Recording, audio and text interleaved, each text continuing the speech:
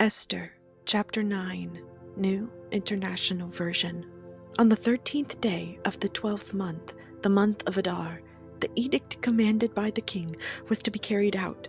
On this day, the enemies of the Jews had hoped to overpower them, but now the tables were turned, and the Jews got the upper hand over those who hated them. The Jews assembled in their cities in all the provinces of King Xerxes to attack those determined to destroy them. No one could stand against them, because the people of all the other nationalities were afraid of them. And all the nobles of the provinces, the satraps, the governors, and the king's administrators helped the Jews, because fear of Mordecai had seized them. Mordecai was prominent in the palace. His reputation spread throughout the provinces, and he became more and more powerful.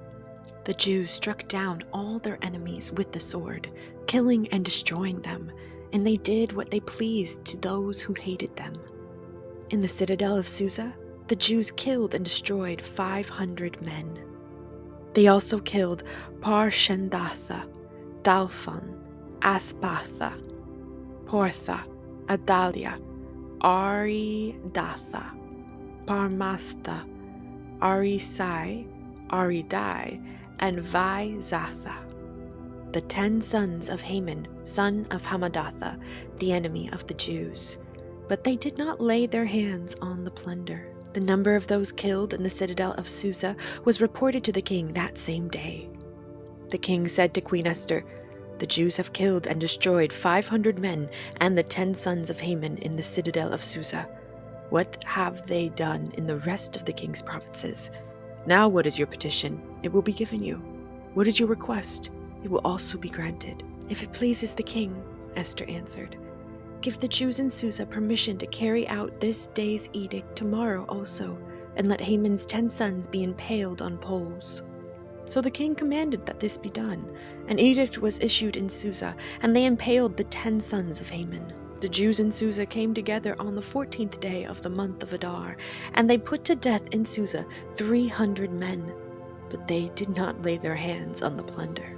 Meanwhile, the remainder of the Jews who were in the king's provinces also assembled to protect themselves and get relief from their enemies. They killed 75,000 of them, but did not lay their hands on the plunder. This happened on the 13th day of the month of Adar, and on the 14th they rested and made it a day of feasting and joy. The Jews in Susa, however, had assembled on the 13th and 14th, and then on the 15th they rested and made it a day of feasting and joy. That is why rural Jews, those living in villages, observe the 14th of the month of Adar as a day of joy and feasting, a day for giving presents to each other. Mordecai recorded these events, and he sent letters to all the Jews throughout the provinces of King Xerxes, near and far, to have them celebrate annually the 14th and 15th days of the month of Adar, as the time when the Jews got relief from their enemies, and as the month when their sorrow was turned into joy, and their mourning into a day of celebration. He wrote them to observe the days as days of feasting and joy, and giving presents of food to one another, and gifts to the poor. So the Jews agreed to continue the celebration they had begun, doing what Mordecai had written to them.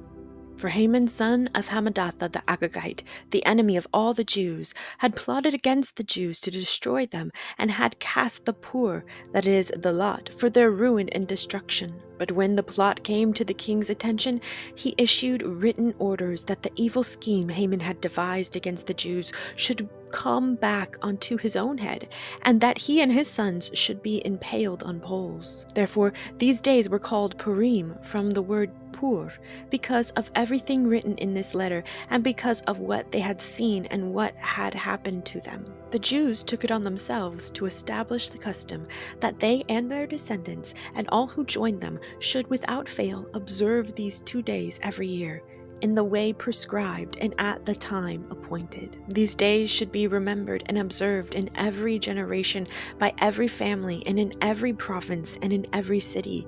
And these days of Purim should never fail to be celebrated by the Jews, nor should the memory of these days die out among their descendants. So Queen Esther, daughter of Abihail, along with Mordecai the Jew, wrote with full authority to confirm this second letter concerning Purim. And Mordecai sent letters to all the Jews in the 127 provinces of Xerxes' kingdom, words of goodwill and assurance, to establish these days of Purim at their designated times, as Mordecai the Jew and Queen Esther had decreed for them, and as they had established for themselves and their descendants in regard to their times of fasting and lamentation. Esther's decree confirmed these regulations about Purim, and it was written down in the records.